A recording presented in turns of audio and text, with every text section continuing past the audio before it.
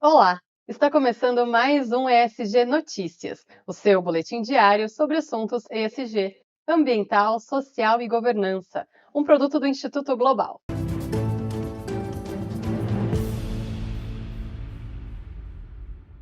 Começamos hoje falando de inclusão e diversidade. Eu conversei com Gabriela Augusto, que é professora, palestrante e empresária. Em 2019, ela fundou a Transcendemos, empresa que oferece soluções integradas para promover a diversidade e a inclusão nas organizações. Em 2020, nós tivemos fatos bem importantes no que diz respeito à diversidade e inclusão no mundo corporativo, porque nós tivemos uma comoção ocasionada pelo caso George Floyd, né, o movimento Black Lives Matter. Isso gerou uma pressão por parte do público consumidor, da sociedade em geral, sobre as empresas. Né? Aqui no Brasil, nós tivemos o assassinato daquele rapaz na grande rede de supermercados, né? Então, tudo isso levou a um aumento no investimento em ações de inclusão, principalmente em grandes empresas, né? Isso provocou mudanças. A gente pode dizer que tivemos, assim, uma leva grande de contratações de pessoas negras, de pessoas trans, um crescimento de consultorias de inclusão como a minha, como a Transcendemos, também. Isso foi um fenômeno bem interessante de se acompanhar. É inegável que muita coisa mudou, mas ainda mudou aquém do necessário, né? Muito aquém do esperado. Você pode conferir a entrevista completa aqui no canal do Global ESG no YouTube e também nas principais plataformas de áudio. E ontem o ESG Notícias esteve no evento de lançamento do Mapa da Desigualdade entre as capitais brasileiras. Bianca Rocha conta mais pra gente. Camila, ontem no Sesc Vila Mariana, o Instituto Cidades Sustentáveis apresentou seu primeiro relatório sobre o mapa da desigualdade entre as capitais brasileiras. Para quem não sabe, o mapa da desigualdade ela já existe há 10 anos, mas apenas para os distritos de São Paulo.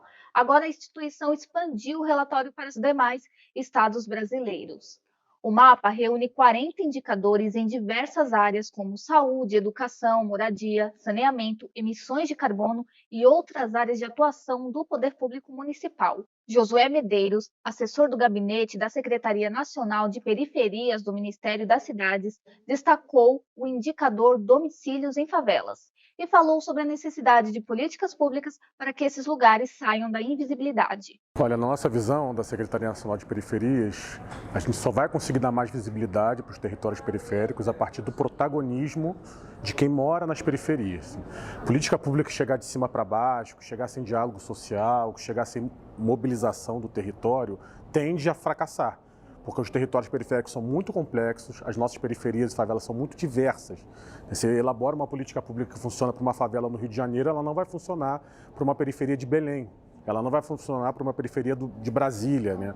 Então, por isso é muito importante ativar os territórios, produzir esse diálogo, porque a partir desse protagonismo, as periferias vão ter não só mais visibilidade na agenda pública, como efetividade nas políticas públicas. Camila, ainda sobre o mapa da desigualdade, um dos indicadores é a diferença salarial entre homens e mulheres. Essa medida mostra um grande desafio das cidades brasileiras. De acordo com os dados dos relatórios, as mulheres recebem menos que homens, mas, de acordo com o governo federal, mulheres brancas recebem mais que mulheres negras.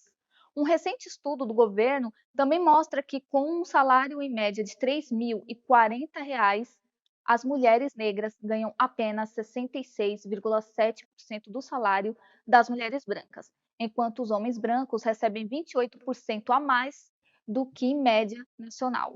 No evento do Instituto Cidades Sustentáveis, Márcia Lima, secretária de Políticas de Ações Afirmativas, Combate e Superação do Racismo do Ministério da Igualdade Racial, falou um pouco sobre esse assunto para a gente. Olha, a renda, né, o salário, ele é resultado de um conjunto de questões, né?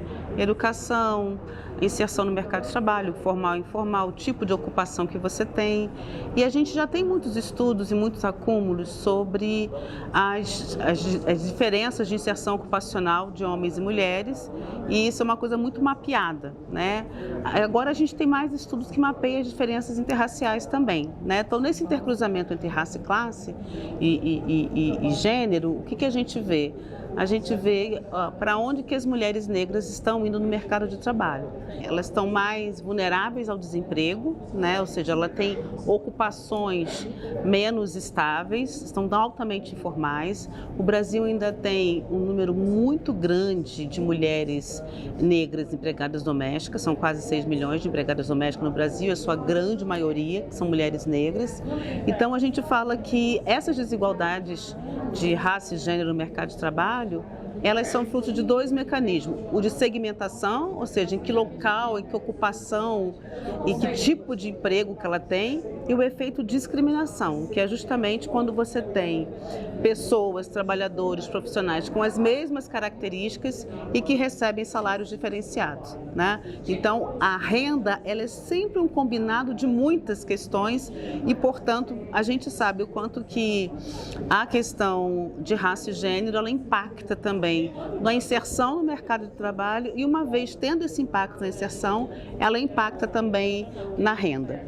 O governo federal agora, pelo Ministério das Mulheres, está lançando uma política de igualdade salarial, né? A gente acha que isso vai ser muito importante e a gente espera também que isso tenha efeito para as desigualdades salariais entre pessoas negras, principalmente entre as mulheres negras e mulheres não negras. Obrigada, Bianca. Seguimos falando de ESG e de boas práticas até que a equidade racial e de gênero seja praticada pelas empresas.